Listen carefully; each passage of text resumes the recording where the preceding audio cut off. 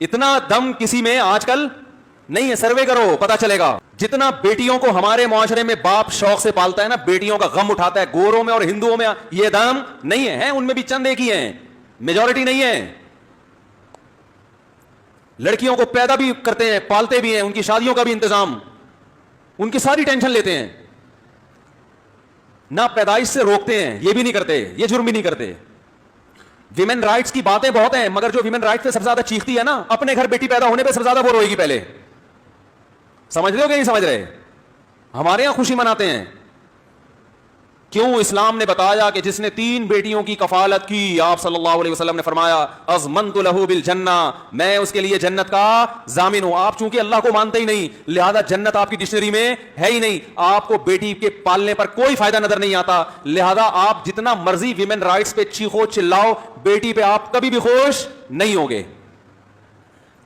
بیٹیوں پہ تو ہم خوش ہوتے ہیں بھائی. ہمارے ایک دوست ہے ماشاءاللہ 9 بیٹیاں. میں نے کہا یار تمہارا تو مجھے لگتا ہے کہ کچھ کرنے کی ضرورت ہی نہیں ہے تمہیں. 3 ضمانتیں تو تم نے اکٹھی کر لی. او بھائی کہیں جاب جاتے ہو نا, جاب کے لیے تو کچھ پوا ہوتا ہے نا, سفارش ہوتی ہے. ایک آفیسر کی سفارش مسترد کر دی, دوسری لے آئے گا آدمی, تیسری لے آئے گا, تو کسی نہ کسی کی تو چلے گی نا. اس کا یہ مطلب نہیں کہ اب کچھ بھی نہیں کریں. جنت میں جانے کے سارے اسباب اختیار کرے انسان, جہنم سے بچنے کے سارے اسباب اختیار کرے. اسباب تو سارے اختیار کرنے ہیں. اب قیامت میں کون سا تکا لگ جائے؟ بہت سو کی بیٹیاں بخشوا دیں گی ان کو. حدیث کے الفاظ دیکھو, جس نے بیٹیوں کی کفالت کی, کن لہو, کیا الفاظ ہیں یار, کن لہو حرزا من النار, فرمایا اس کے اور جہنم کی آگ کے درمیان میں دیوار بن جائیں گی, رکاوٹ بن جائیں گی. یہ نہیں ہے اللہ, یہ نہیں ہو سکتا. حرزا من النار, رکاوٹ بن جائیں گی. آپ کسی رکاوٹ کسے کہتے ہیں؟ رکاوٹ کہتے ہیں آپ کا ٹریک تو وہی ہو, جاؤ اس طرف رہے ہوں. جیسے آپ جا رہے ہوتے ہیں, کسی گلی میں مڑنا ہوتا ہے, آپ کی نیت یہی ہے اسی گلی میں گھسنا ہے, لیکن بیریئر لگا ہوتا ہے, آپ کہتے ہیں یار چاہتا تو ہوں مگر اس بیریئر کی وجہ سے نہیں جا سکتا. کیا مطلب؟ وہ گناہگار باپ جو اپنے عمل سے یہ ثابت کیا اس نے کہ میں جہنم میں جانا چاہتا ہوں, عمل اس کو کہاں لے کے جا رہا ہے؟ جہنم. لیکن بیریئر کس کا ہوگا؟ بیٹیوں کا بیریئر ہوگا جو اسے روک دیں گی. تو ویمن رائٹس, بہت میڈیا پہ بکواسات کی جا رہی ہیں اسلام کے خلاف.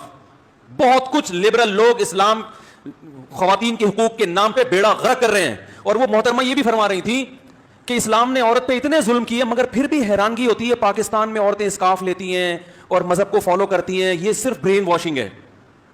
ان مولویوں نے عورتوں کا برین کیا کر دیا ہے؟ واش کر دیا, کہ ان سے سارے حقوق چھین کے بھی ان کو اسلام اچھا لگ رہا ہے. نہیں آ رہی بات؟ کیسا زہر گھولا جا رہا ہے, کیسا زہر گھولا جا رہا ہے. اعتراض سمجھ میں آیا؟ وہ جو ایتھیس خاتون ہے وہ کیا کہہ رہی ہے کہ سوال ہوتا ہے نا, پھر بھی اتنی عورتیں, جب اسلام نے عورت پہ اتنا ظلم کیا ہے, اس کو مرد کے ماتحت بنا دیا اور مرد کے خرچے پہ پل رہی ہے. مرد کے خرچے پہ پلنا یہ ظلم ہے ان کی نظر میں.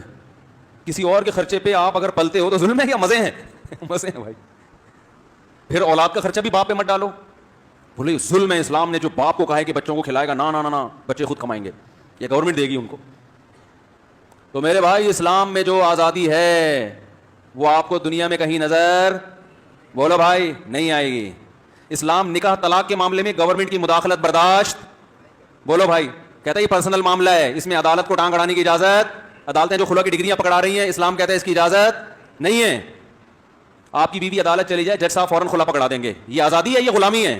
یہ گورنمنٹ کی غلامی ہے کہ جو مہر آپ نے خرچ کیا ہے بھائی, آپ نے اس کو اپنے گھر میں تحفظ دیا, اب وہ جج کی مرضی سے آپ کے نکاح سے نکل گئی, تو یہ آزادی تھوڑی ہے. یہ تو آپ کو حکومت کا غلام بنا دیا کہ آپ اپنی بیوی کے مالک بھی نہیں ہو. آپ کہہ سکتے ہو بیوی کو بھی تو آپ کا غلام بنا دیا, نہیں بنایا. صرف نکاح کے معاملے میں ماتحت بنایا ہے, غلام نہیں بنایا, ماتحت بنایا نکاح کے معاملے میں, کہ چونکہ اس پہ کچھ ذمہ داریاں ڈالی ہیں لہذا کچھ چیزوں کی اطاعت آپ نے کرنی ہے. خیر, تو میں یہ عرض کر رہا تھا کہ اسلام نے ہمیں انسانوں کی غلامی سے نکال کے کس کا غلام بنایا؟ اللہ کا. اور رائٹ انسانوں کو دیے ہیں, حکومت کو رائٹ حکومت سے چھینے ہیں.